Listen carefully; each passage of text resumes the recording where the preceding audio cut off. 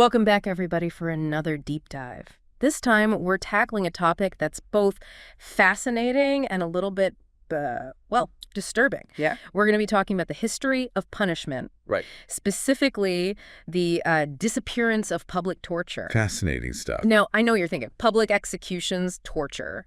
That's like medieval times, right? Yeah, you would think, but But that's not the whole story. We're going to be looking at excerpts from a book called Discipline and Punish, The Birth of the Prison. It's by this guy, Michel Foucault. oh yeah, And honestly, it's a classic for a reason. definitely a classic. It really makes you think. So can you picture it? Huge crowds of people gathering to watch criminals being tortured and executed. It's hard to imagine, right? It's pretty wild. Yeah. Public executions were once this massive spectacle, almost like entertainment. Right. So the big question is, why did this practice disappear? What happened? That's a great question, and it's something that Foucault really digs into. I mean, it's interesting because, like I said, we tend to think of public executions and torture as something from the Dark Ages. Yeah, something barbaric And- from the past. Exactly. But they were still very much a part of the justice system in the 18th century, It's true. which is kind of crazy when you think about it. Mm-hmm. So to really get into this, Foucault starts with a truly horrific example. Okay. The execution of this guy, Robert François Damiens, in 1757. So this Damiens guy, he tried to assassinate King Louis XV of France. Oh wow. And his punishment was... extreme is an understatement. Yeah, to put it lightly. Foucault describes it all in gruesome detail. Red-hot pincers, molten lead, Oh my God. being drawn and quartered. I mean, it was designed to be a spectacle, like a really graphic public display of the sovereign's power, the king. Yeah, it's meant to send a message. It's just unimaginable. Mhm. So it wasn't just about being cruel, right? It was like a calculated performance. That's pretty chilling when you think about it. It really is, and that's what Foucault argues. So what you're saying is, Public torture. It serves several purposes. okay, It reinforced the power of the sovereign. by showing everyone what happens if you disobey. Right. It was meant to mark the victim with infamy. Make an example of them for all to see. Yeah, like a warning to anyone who might even think about stepping out of line. Precisely. But it goes even deeper than that. Okay. Foucault argues that public torture was also about reactivating power. Reactivating power? What does that even mean? He suggests that each act of punishment was a way for the sovereign to kind of reassert their dominance, their control over the population. So every time they punished someone publicly It was a reminder. of who was in control. Exactly. Like, look at what happens to those who disobey. It's not just about punishing the individual. It's about sending a message. To the entire community. Right. And the message wasn't just about fear. It's also about the truth. Yeah, the truth of the crime. And the justices being meted out. The spectacle of public torture was meant to demonstrate the absolute power of the sovereign, to define right and wrong, and to enforce their will. But here's where things get really interesting. The 18th century was also the time of the Enlightenment. Right. All that emphasis on reason and individual rights. Exactly. So did those ideas have any impact on views of punishment at the time? That's a great point. It seems like those two things, public torture and the Enlightenment, wouldn't really go together. Yeah, it feels like they'd be at odds. You're right, and that tension played a huge role in the shift away from public torture. Enlightenment thinkers started to criticize these public executions as barbaric and ineffective. They were like, hey, this isn't really working. Yeah, and they argued that punishment shouldn't be about revenge. Or spectacle. Right, it should be about reform and rehabilitation. So the focus shifted from making the criminal suffer to changing their behavior. That's a great way to put it. There was this new emphasis on the humanity of the criminal. The idea that even someone who did something awful was still a human being capable of redemption. Wow, that's a huge shift in thinking. It makes you wonder how those new ideas actually played out. Did they lead to more humane forms of punishment, or did they just create new systems of control? That's a question Foucault grapples with throughout his work, and it leads us to the rise of the prison. Okay, so if public torture was supposed to be this big, scary spectacle, how did we end up with prisons? I mean, that seems like a pretty big change. It is a big change, and it didn't happen overnight. What's interesting is that the prison, well, it wasn't really seen as a major form of punishment at first. Really? Yeah, it was mainly used to hold people before their trial or for short sentences. The whole idea of using long-term imprisonment to, reform criminals, That was a pretty new concept. So why did the prison ultimately become the main form of punishment? I mean, it's not exactly known for being, a nice place. That's a good point. And it is something that a lot of people find surprising. There were a few different factors, but a big one was the economy. The economy was changing. Yeah. Societies were becoming more industrialized and urbanized, and there was a growing need for a workforce that was disciplined, obedient, and productive. So you're saying that the prison, with its emphasis on work and order, was seen as a way to kind of mold people into the ideal workers for this new economic reality. Exactly. It was a way to control and manage the population, shaping them into the kind of people needed for this new industrial society. And at the same time, there was this rising concern about crime and social disorder, especially in these rapidly growing cities. Public executions, even though they were supposed to deter crime, were becoming increasingly chaotic, unpredictable. Yeah, like the crowds could get out of hand. Right. They could turn against the authorities. It created a spectacle that kind of undermined the whole point of the sovereign's authority. Okay, that makes sense. So the prison, with its controlled environment and constant surveillance, it offered a much more efficient and predictable way to manage crime. Exactly. Authorities could remove what they saw as undesirable elements from society, but they could also hold out this possibility of reforming them, turning them into productive members of the workforce. So the intention, at least in the beginning, was to rehabilitate criminals. Right. But then, how did the prison become such a brutal and dehumanizing place? That doesn't sound very rehabilitative. That's the big question, isn't it? One factor was that early prisons were often overcrowded and poorly managed. Makes sense. But Foucault digs deeper. He argues that there's something more fundamental going on.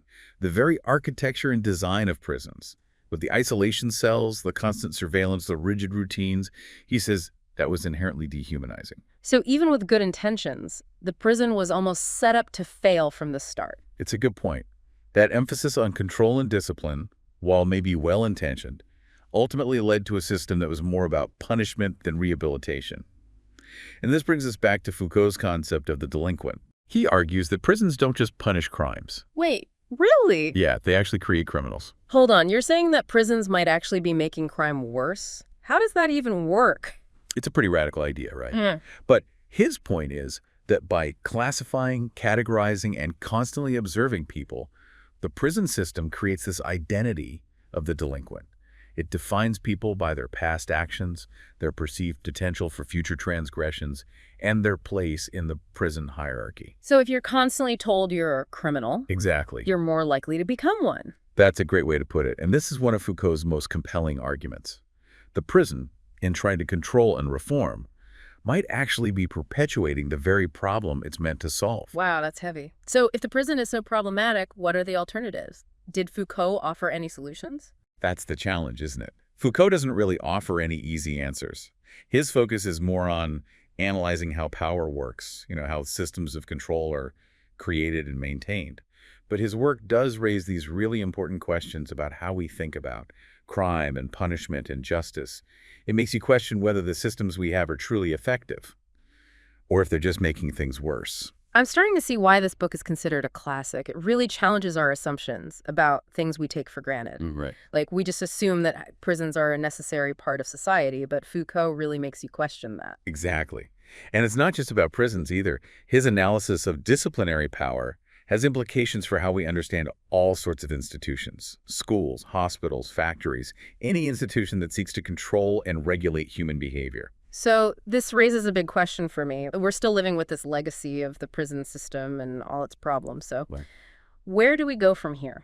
If Foucault doesn't give us any concrete solutions, where do we even start to look for alternatives? Well, I think the first step is recognizing the problem. Foucault's work helps us understand how this system of control and discipline became so ingrained in our society. Once we see the problem clearly, we can start to imagine different ways of approaching crime and punishment. It's like he's giving us a new way to see the world, one that reveals these hidden mechanisms of power at work in our everyday lives. That's a great way to put it. And once we start to see those mechanisms, we can start to think about ways to resist them. So it's not about getting rid of these systems altogether, but about becoming more aware of how they function and finding ways to, subvert or transform them. Exactly. And it's important to remember that these systems of power aren't static. They're constantly evolving, changing. So the challenge is to stay engaged, to keep asking questions, and to be open to new approaches. That's a great point. The history of punishment shows us that systems of control can change. The question is, are we willing to imagine something different?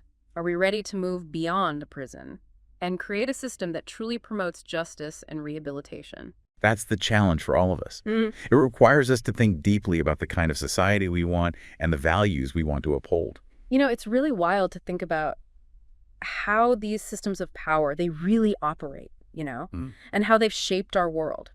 Thinking back to those public torture spectacles, it's easy to see the shift to prisons as progress. But like we were talking about, things aren't always so simple. Yeah, and what's fascinating is that Foucault really helps us see how progress isn't always this straight line. Yeah. Sometimes what seems like a positive change can actually lead to new forms of control that are just as bad, maybe even worse, because they're harder to see. Right, like we traded one form of control for another. So let's talk about how the prison, with all its flaws, became the go-to solution for crime. Foucault uses this phrase self-evident punishment when he talks about prisons. So how did that happen? How did we get to that point? Well, it's important to remember the context, right? The reformers who were advocating for prisons back then in the 18th and 19th centuries, Yeah. they genuinely wanted to create a more humane system.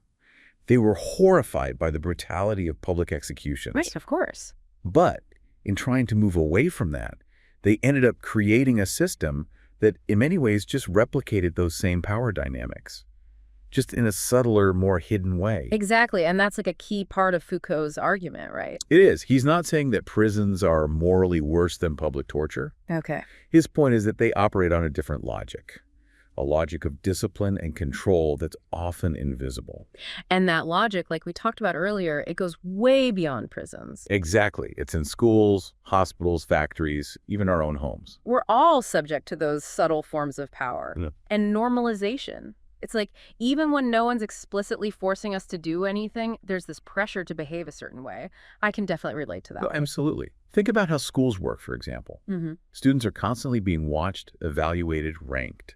They learn to conform, not just because they're afraid of getting in trouble, but because they internalize those standards. It becomes part of who they are. You know what? That reminds me of social media. We're always monitoring ourselves, comparing, judging, trying to fit in. Absolutely. Social media is a perfect example of how disciplinary power works in the modern world. It's everywhere, but it's so subtle that we barely even notice it. So then, where do we go from here? If these systems of control are so deeply embedded in everything, how can we even begin to change them? That's the million-dollar question, isn't it?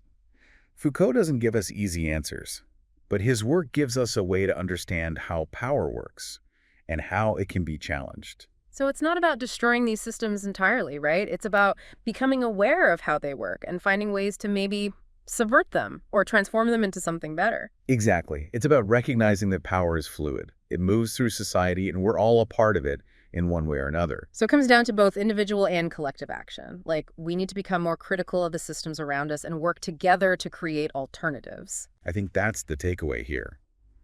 Foucault's work is a call to awareness. It challenges us to question the things we take for granted. It encourages us to look for those hidden mechanisms of power and to think creatively about how we can resist them and reshape them. This has been a really incredible journey. We've gone from public torture to the inner workings of power in modern society. I know you, our listener, are out there thinking about these ideas with us. I hope so. If we've piqued your interest and made you think critically about the world around you, then we've accomplished what we set out to do. Thanks for joining us on this deep dive. It's been a really thought-provoking exploration of power, punishment, and what it means to be human. Until next time, keep questioning and stay curious.